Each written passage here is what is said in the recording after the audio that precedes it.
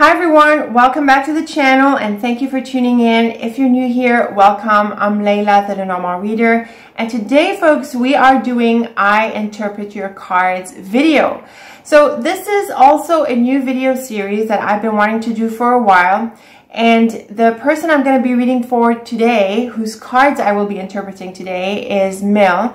And so Mill approached me recently with the idea of with the question of how to interpret the cards that she drew.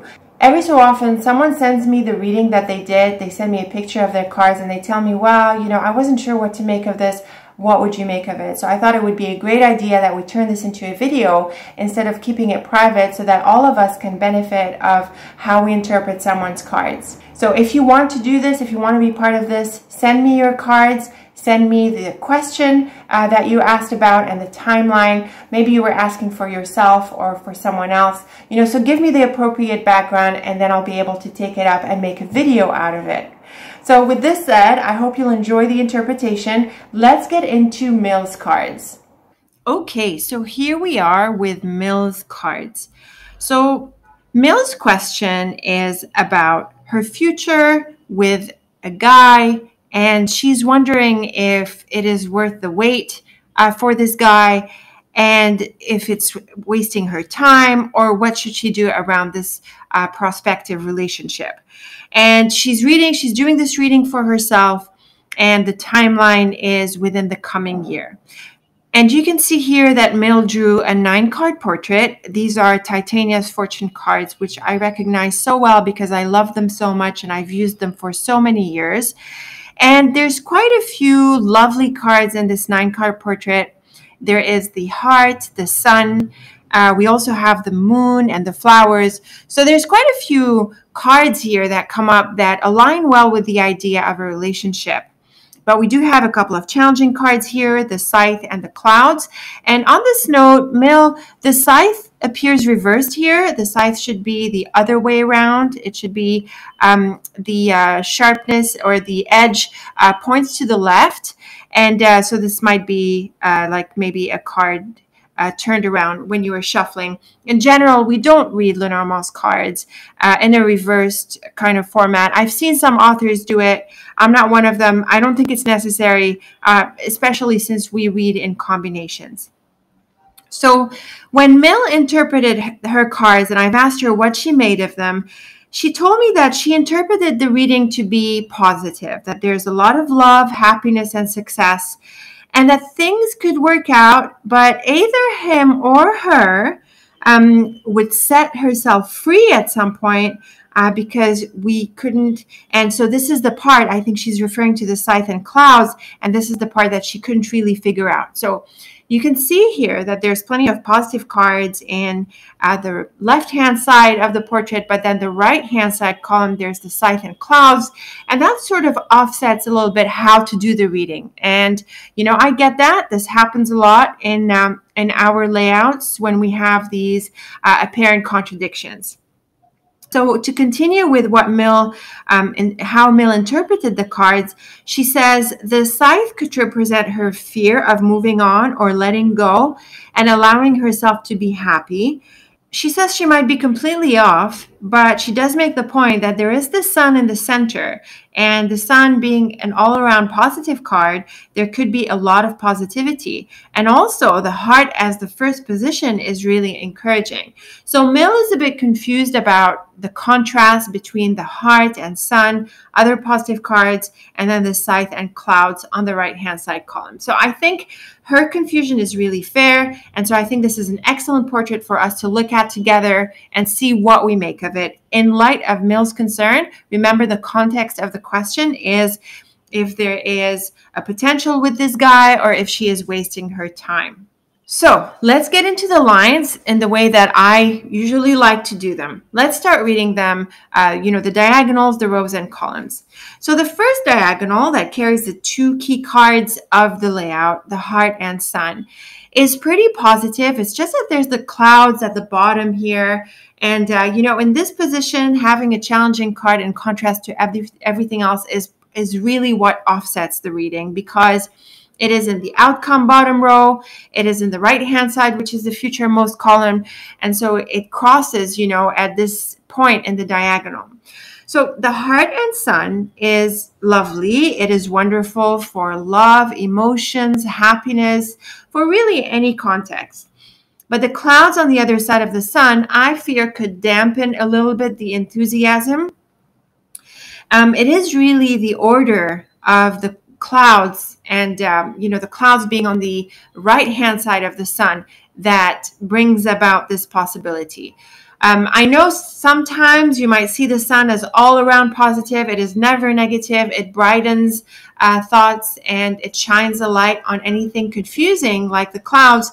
But there is also the possibility that because the clouds comes after the sun, there is that sense of dampening where the initial enthusiasm is not as strong because something comes up, and that something is represented by the clouds. And the way I would read the clouds in this context is that, in the context of love, is that maybe things were not what we thought they were.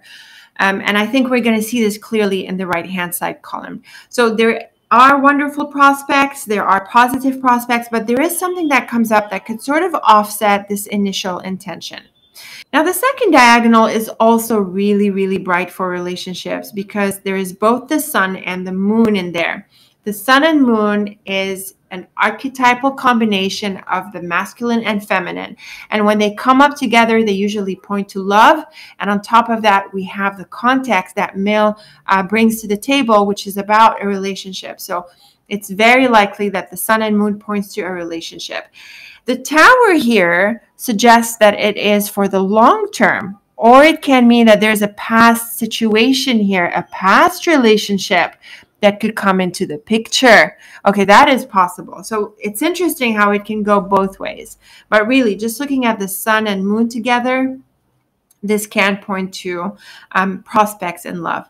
And of course, having the sun in the center of the portrait is really, really beautiful for any reading.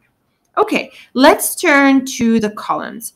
The top one has the heart, flowers, and moon. This is lovely for a relationship. I would say more specifically, this has to do with attraction, flirting. I really think the physical aspect of the relationship can be pretty fulfilling. There is that sense of chemistry between the two people here. And the flowers is really fun in love. It has to do with, flirting and getting together. And the moon is also about that chemistry and that attraction, the psychic stuff that's happening. So really, the top row is really beautiful. The second row is a bit strange because of the scythe at the end here. We have the anchor, sun, and scythe. So what can that possibly mean in the context that Mill brings to the table? The anchor and sun is really positive for a relationship. There is that sense of stability and security. And I also feel that it's a good idea to give this relationship a chance, like to discover what is in it. But I have to say that the scythe is really offsetting. It is really at odds with everything else. If I were to look at just the scythe and the anchor together, I usually take that to mean a release from a restriction, a release from a bind. Now, what is interesting to me here is that in the second diagonal, we suggested that there could be a past relationship. And so with the scythe here, I have to wonder if this isn't about letting go of the past in order to welcome a new relationship. But let's continue with our cards, or I should say with Mill's cards.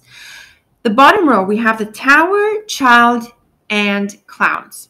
Now this is interesting. The child and clouds would normally mean that a beginning has a tough first step. Taking off with something new. But because of the clouds, especially on the right-hand side of the child, it looks like our first steps are complicated. So there are issues that come up. Maybe it's a bit awkward as we move forward. There's like little issues that come up, and also I feel that there could be doubts. So again, this can sort of align with what we saw in the previous row. Now, the tower in this bottom row can mean that Mill and this guy have been wanting to start this relationship for some time. And so this has been long awaited. And, she does ask in the question if this is worth the wait. So I really feel that this row answers to the question of time and if this is worth the wait. And I feel that because of the clouds, it might not be worth the wait, or it might be a longer while before this moves into something, into a relationship at all. And I think the clouds here can cause a bit of frustration in this regard. Now, another way I want to read this line is in the context of the past, because the tower can also refer to the past. And we did read earlier in the second diagonal that the tower, sun, and moon can refer to a past relationship. So I have to wonder if there could be a past relationship that is interfering with the potential of this relationship to pick up. That is a possibility that I want to put out there. Now let's turn to the columns. The one on the left, we have the heart, anchor, and tower. And, this comes into contrast with the bottom line. It does suggest that Mill had been waiting for this for a long time. In this portrait, I feel that the past, present, future indications of the columns could actually align well with Mill's question. When we see the heart, anchor, and tower, it does suggest that she had been waiting for a while. She'd been, connected to this potential. She had been waiting for it. The anchor has to do with the sense of attachment, staying put, the idea of wanting for this to materialize. And, with the heart, it's like there's been a longing for a while. And the tower is the card of time. So I do feel from looking at the left-hand side column, it reflects well what Mill tells us as a background in her question. The central column is the flowers, sun, and child. And I feel that here something could kick off. There could be some potential that does kick off. The flowers and sun is a very positive combination. And the child here is all about new beginnings. So I do feel that something could kick off. This relationship does eventually step into its potential or its new beginning. However, when we look at the right-hand side column, and if we take this to mean the future, this is where we see that the relationship doesn't really pick up. Something comes up, there's a shock, and the shock is represented by the scythe and clouds. That comes up, that sort of changes the thoughts about this relationship. Mill's thoughts or the other person's thoughts. I feel that it comes through and there's a realization that actually this might not work. The thing about the moon in this context is that it is actually a supportive card, and it is important to go with how you feel. So if you feel that this is not really fitting, that it's not really working, then go with that, because sooner or later it's going to pop up again. So instead of delaying your processes and moving on to something new, you don't need to stay stuck in this unnecessarily. So that's how I would read the cards. I feel that, yes, there is confusion about how the layout can go because of the contrasting elements, through the sun and moon, the heart and sun, and the beautiful central column. But then I really feel that the scythe and clouds are off-putting. I really feel that they break the energy of the spread, and, they throw a wrench in it, you know what I mean? And it's really the position of the scythe and clouds, and specifically the clouds at the bottom right corner of the portrait, because it's like the bottom right corner is where everything distills, everything like pours into that last point of the portrait.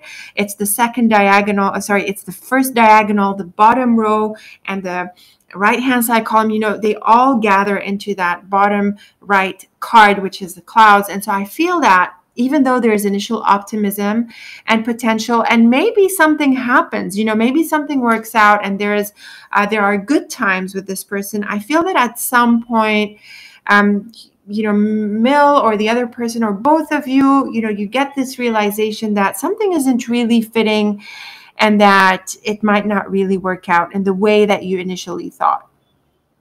Now, one other possibility is that past relationship.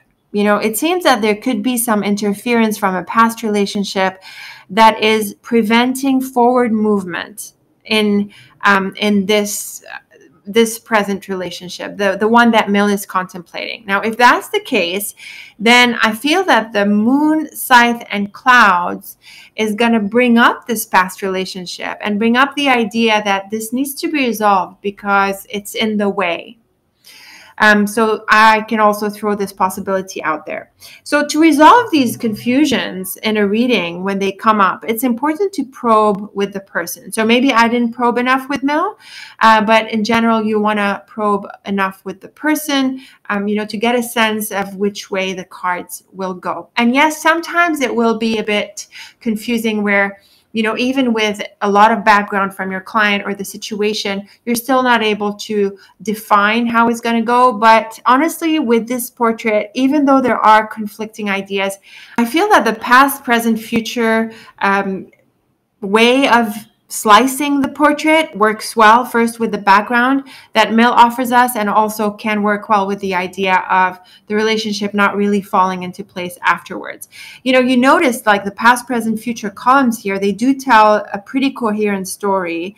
In the left side, you have this clear idea that Mill had been longing for this relationship for a while. In the central column, there is a new beginning. And then in the right-hand side column, there is this issue that comes up that makes Mill or the other person or both of them rethink the prospects here. So it does tell a coherent story when we look at the three columns, and the right-hand side column aligns well with the background that Mill offers us. So I do feel that the idea of this relationship not really picking up can be the outcome of the reading, the main outcome of the reading. And so to answer Mill's question, I would say that it might be worth your time because you're going to discover something interesting about this person or this relationship. But, just prepare that down the line, there could be something that comes up that makes you rethink the relationship, and maybe it disappoints you, something you didn't expect. Now, I'm not saying this puts a final end in the relationship. That is not what we're seeing in the cards, but it can sort of rock the boat of how you move forward down the line. And this could be a speed bump. And of course, in time, you can do another reading when the time is right. But for now, I would say we let this reading set. We be open to this new beginning, and we also be open to learning more about this person. So I think this is practical and realistic and down-to-earth advice that we can take away from these cards. And I hope, Mill, you agree and you find that this reading, supports you and gives you the insights that you need to know what to do about this relationship. So that's my take on Mill's cards, folks. Let me know how you like them. I'm really looking forward to your thoughts and comments about them. So thanks again, Mill, for sending me your cards and for asking me for my feedback. I really appreciate that you've turned to me for this. And if you or someone else wants to have their cards interpreted, then go ahead and send me a picture of your layout. Send me the question that you asked for this layout, as well as the timeline and any appropriate background that would help me interpret the cards. You can email this information to me to info@lenormandreader.com. I'm going to link this in the description box, and I am looking forward to interpreting your cards.